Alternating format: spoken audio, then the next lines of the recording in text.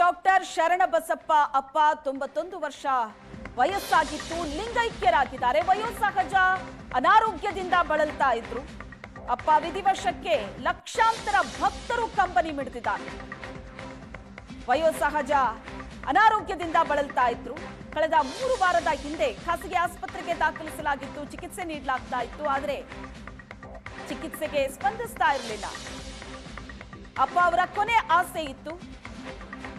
ಆ ಆಸೆಯಂತೆ ಅವರನ್ನ ದಾಸೋಹ ಮಂದಿರಕ್ಕೆ ಮತ್ತೆ ವಾಪಸ್ ಕರ್ಕೊಂಡು ಬರಲಾಯಿತು. ಅಲ್ಲೇ ಅವರು ಮೃತಪಟ್ಟಿದ್ದಾರೆ. ಲಿಂಗೈಕ್ಯರಾಗಿದ್ದಾರೆ. ಲಕ್ಷಾಂತರ ಭಕ್ತರು ಕಣ್ಣೀರು ಹಾಕಿದ್ದಾರೆ. ಇವತ್ತು ಸಂಜೆ 4:30ಕ್ಕೆ ಶರಣಬಸಪ್ಪ ಅಪ್ಪ ಅವರ ಅಂತ್ಯಕ್ರಿಯೆ ನಡೆಯುತ್ತೆ.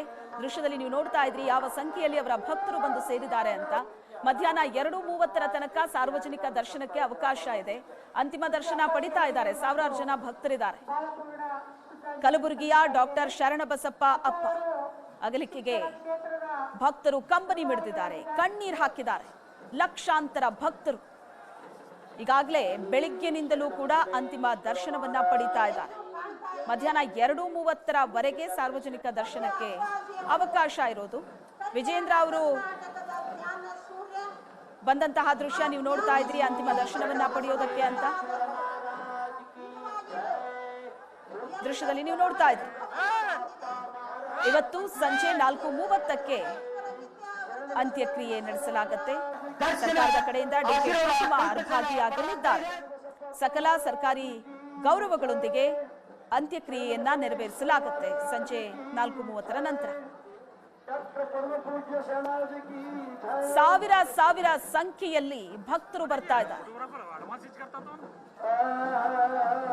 ಅಂತಿಮ ವಿಧಿವಿಧಾನಕ್ಕಾಗಿ ಸಿದ್ಧತೆಗಳು ಕೂಡ ಆಗಿದೆ.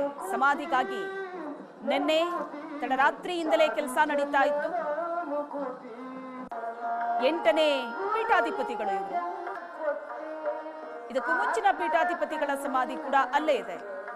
ಪಕ್ಕದಲ್ಲೇ ಅಪ್ಪ ಅವರಿಗೂ ಕೂಡ ಸಮಾಧಿ ನಿರ್ಮಾಣವಾಗಿದೆ. ಅಂತಿಮ ಸಂಸ್ಕಾರಕ್ಕೆ ಸಿದ್ಧತೆ ಈಗಾಗಲೇ ಪೂರ್ಣಗೊಂಡಿದೆ. ಅಪ್ಪ ಅವರ ಅಗಲಿಕೆಯಿಂದ ಬಹುಶಃ ಇವತ್ತು ಬರೀ ಕಲಬುರಗಿ ಜನರಿಗಲ್ಲ, ಬಸವ ಹಾಗೂ ದಾಸೋಹ ಪರಂಪರೆಗೂ ಕೂಡ ತುಂಬಲಾರ್ದಂಥ ನಷ್ಟ ಆಗಿದೆ ಅಂತ. ಬಹುಶಃ ಶತಮಾನಗಳಿಂದ ಬಸವ ತತ್ವ ದಾಸೋಹವನ್ನು ಆಚರಿಸ್ಕೊಂಡು ಸಂಭ್ರಮಿಸ್ಕೊಂಡು ಮುಂದಿನ ಪೀಳಿಗೆ ಒಂದು ಉದಾಹರಣೆಯಾಗಿ ಅವರು ತೋರಿಸ್ಕೊಟ್ಟಿರುವಂಥ ಸಂಸ್ಥೆಯಿಂದ ಬಂದು ಅವರಿಗೆ ಕಲೀಲಿಕ್ಕೆ ಬಹಳ ಆಸಕ್ತಿ ಇತ್ತು. ಪೂಜ್ಯ ಶಿಕ್ಷಣ ದಾಸೋಹಿ ಮತ್ತು ಅನ್ನದಾಸೋಹಿ, ವಿಶೇಷವಾಗಿ ಕಲ್ಯಾಣ ಕರ್ನಾಟಕದಲ್ಲಿ ಶಿಕ್ಷಣದಲ್ಲಿ ಕ್ರಾಂತಿ ಮಾಡಿದಂಥ ಶರಣಬಸಪ್ಪ ಅಪ್ಪ ಅವರು ನಿನ್ನೆ ಲಿಂಗೈಕ್ಯರಾಗಿದ್ದಾರೆ. ಅವ್ರದ್ದು ಆ ಭಾಗದಲ್ಲಿ ಭಾಳ ದೊಡ್ಡ ಶೈಕ್ಷಣಿಕವಾಗಿ ಮತ್ತು ಧಾರ್ಮಿಕವಾಗಿ ಏನು ಶರಣಬಸವೇಶ್ವರ ದೇವಸ್ಥಾನ ಏನಿದೆಯಲ್ಲ ಅದರ ಧರ್ಮದರ್ಶಿಯಾಗಿ ಒಳ್ಳೆಯ ಕೆಲಸ ಮಾಡಿದ್ದಾರೆ. ಸಹಜವಾಗಿ ವಯೋಸಹಜದ ಒಂದು ಅನಾರೋಗ್ಯದಿಂದ ಇವತ್ತು ನಮ್ಮನ್ನೆಲ್ಲ ಅಗಲಿದ್ದಾರೆ. ಅವ್ರಿಗೆ ಭಗವಂತ ಅವರ ಆತ್ಮಕ್ಕೆ ಶಾಂತಿ ನೆಮ್ಮದಿ ಕೊಡಲಿ. ಆ ಭಾಗದಲ್ಲಿ ಒಳ್ಳೆಯ ಶಿಕ್ಷಣವನ್ನು ಕೊಡುವಂಥ ಕೆಲಸ ಮಾಡಿದ್ದಾರೆ. ಆ ಒಂದು ಉತ್ತರಾಧಿಕಾರಿಗಳನ್ನ ಈಗಾಗಲೇ ನೇಮಕ ಮಾಡಿದ್ದಾರೆ. ಆ ಸಂಸ್ಥೆ ಒಳ್ಳೆಯದಾಗಲಿ, ಹೈದರಾಬಾದ್ ಕರ್ನಾಟಕ ಜನರಿಗೆ ಒಂದು ಒಳ್ಳೆಯ ಶಿಕ್ಷಣ ಕೊಡಲಿ ಅಂತೇಳಿ ನಾನು ಪ್ರಾರ್ಥಿಸ್ತೇನೆ. ಈ ವಿಚಾರ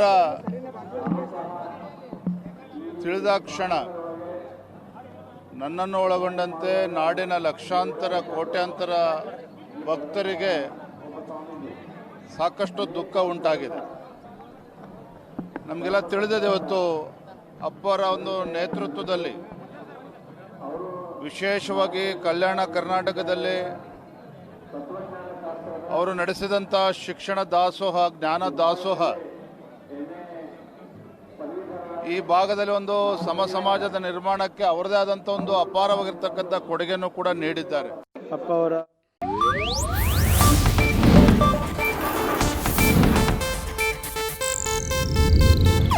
ಇದು ಏಷ್ಯಾನೆಟ್ ನ್ಯೂಸ್ ನೆಟ್ವರ್ಕ್ ಪ್ರಸ್ತುತಿ.